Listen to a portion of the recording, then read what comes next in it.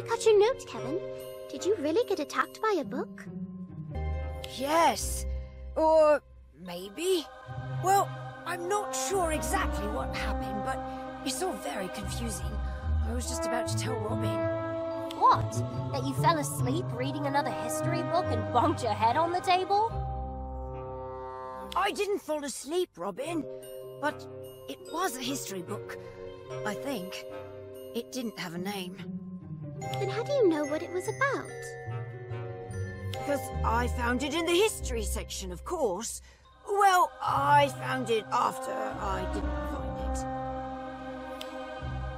You're not making any sense, Kev. Are you sure you didn't hit your head? What I meant was I'd read every book in the history section, so I know what's in it and what's not. And this book was not in it. At least, not the first time I looked. If you read them all, why bother looking again? I was hoping Madam Pince had added something new and exciting. Preferably something special that really digs into history. You know how much I love a good story, and that's what good history is. A really good story. It's a shame so many authors don't realize how exciting it can be. Kev, can you please get to the point? Right, sorry. So, I looked. Again. And nothing. I was about to give up when I saw a slender book tucked between two copies of Hogwarts: A History. I know it wasn't there before because I'd just rearranged all the copies in order of edition. It simply appeared out of nowhere. And it fell off the shelf and bonked you on the noggin? Is that it? No! I brought the book back to Madam Pince, but she said it wasn't a library book. So I took it. It wasn't until I was on my way back to the common room that I was attacked by a three-headed dog. What? Where did it come from? From inside the book! I was walking through a corridor on the 3rd floor, flipping through the pages, which were all blank, by the way, when all of a sudden the book started shaking. My vision swirled, and then a giant three-headed dog was standing over... Unbelievable! Then what happened? I passed out. When I awoke, the dog was gone. I grabbed the book and took it straight back to the library.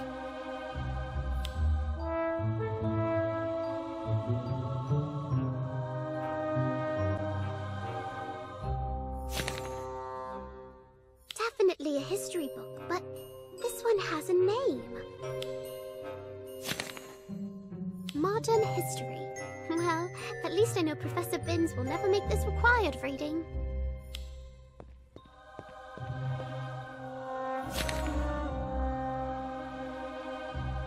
Robin will definitely want this one another time.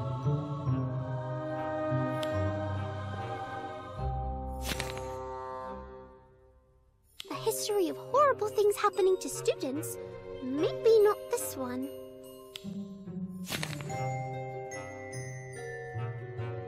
This is what Kevin was rearranging.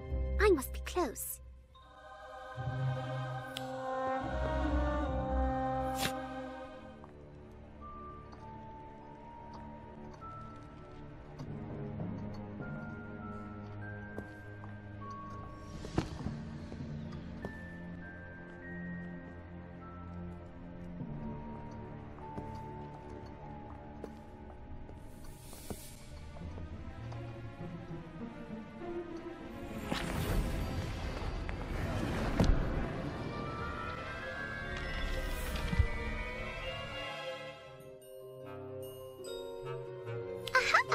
A book with no name.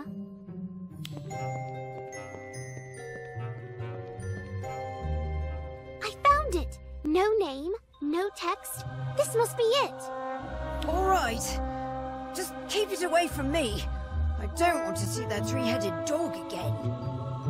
Brilliant idea, Kev.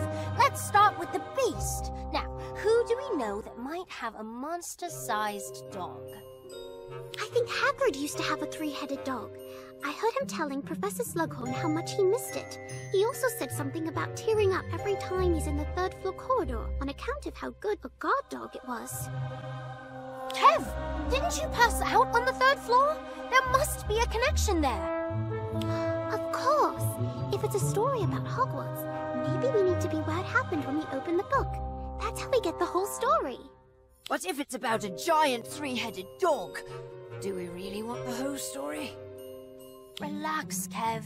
I'm sure it'll be perfectly safe. Now, come on. Let's live a little history, shall we?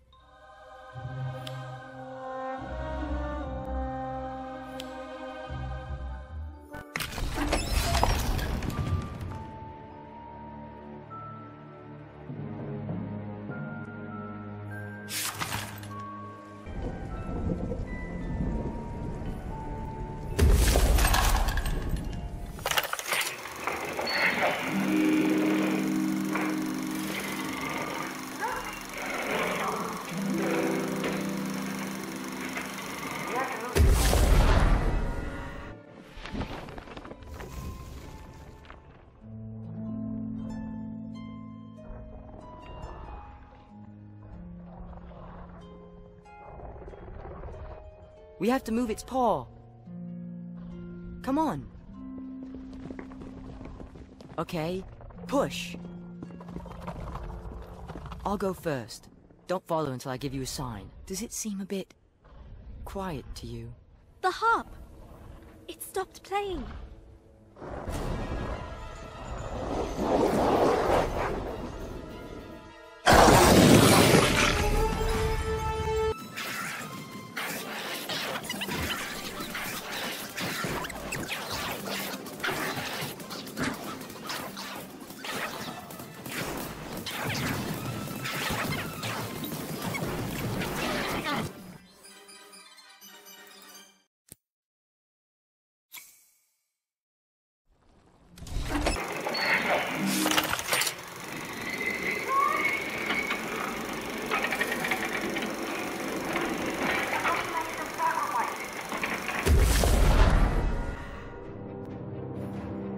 We're nearly there. Let me think. We've got the advantage, but the only way to keep Harry and Hermione alive is if a sacrifice is made.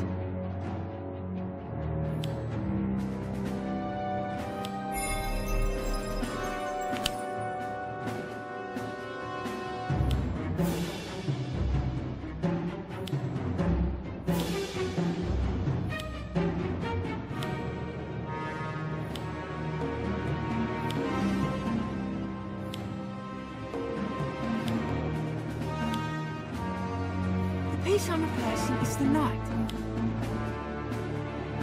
Yes, it's the... Oh, no! That's chess! You've got to make some sacrifices. I take one step forward and she'll take me. That leaves you free to checkmate the king, Harry. But... do you want to stop Snape or not? Ron! Look, if you don't hurry up, you'll already have the stone. Ready? Here I go. Now don't hang around once you've won.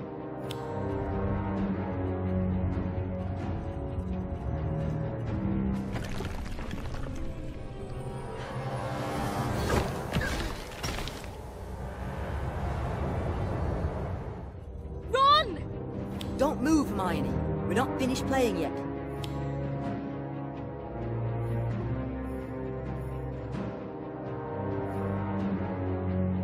Checkmate.